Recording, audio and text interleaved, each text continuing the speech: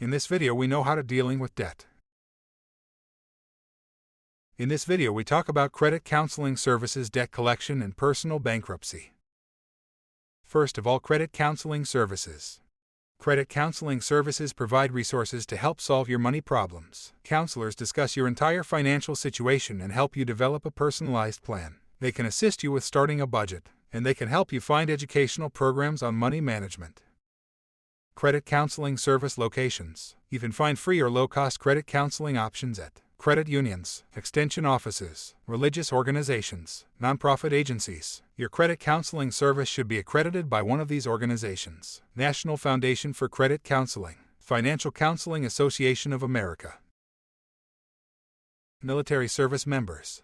The Service Members Civil Relief Act assists active duty military with financial burdens. Under this act, you may qualify for a reduced interest rate on mortgages and credit card debts. It can offer protection from eviction. It can also delay civil court, including bankruptcy, foreclosure, or divorce proceedings. To find out if you qualify, contact your local Armed Forces Legal Assistance Office.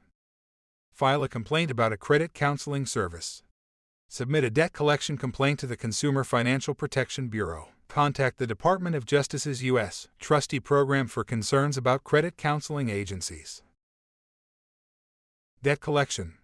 A collector generally is a person or company that regularly collects debts owed to others, usually when those debts are past due. This includes collection agencies, lawyers who collect debts as part of their business, and companies that buy delinquent debts and then try to collect them. The Fair Debt Collection Practices Act prohibits debt collectors from using abusive, unfair, or deceptive practices to collect from you. What types of debts are covered? The Act covers personal, family, and household debts. This includes money owed on personal credit card accounts, auto loans, medical bills, and mortgages. The FDCPA does not cover debts incurred in running a business.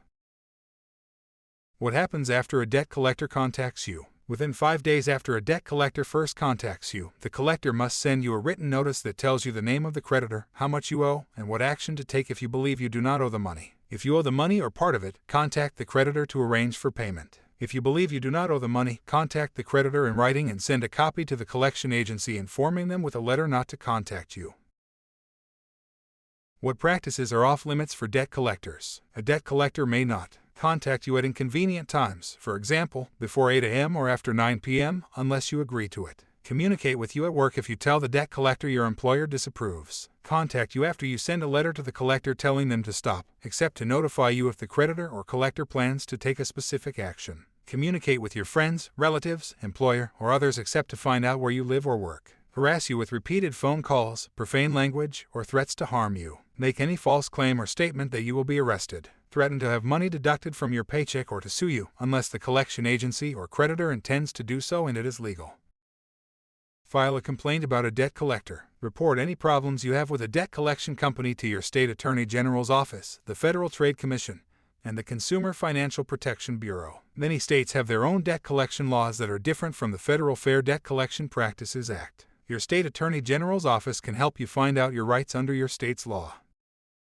Personal bankruptcy. If you're unable to pay your creditors, filing for bankruptcy can help you get a fresh start. Bankruptcy involves liquidating or selling off your assets to pay your debts, or it can mean creating a payment plan. Before considering bankruptcy, you should first explore other debt management options. Bankruptcy information stays on a credit report for 10 years. It can also make it difficult to get credit, buy a home, get life insurance, or sometimes get a job.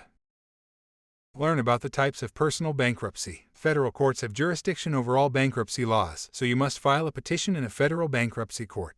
There are two main types of personal bankruptcy. Chapter 13 lets people with a steady income keep their property. This bankruptcy plan allows filers to keep a mortgaged house or car they might otherwise lose in the bankruptcy process. Chapter 7 is known as straight bankruptcy. It involves liquidating all assets that are not exempt under federal or state law.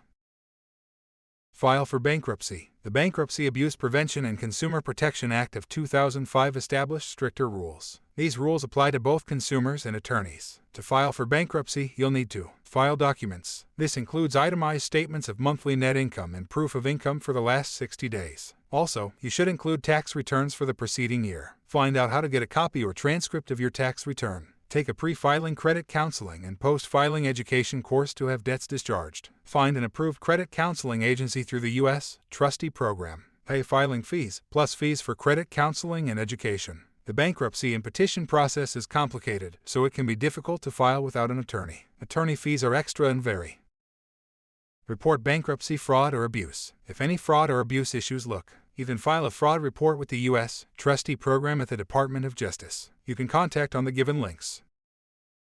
Thanks for watching this video. If you like this video, please like, share, and subscribe my channel.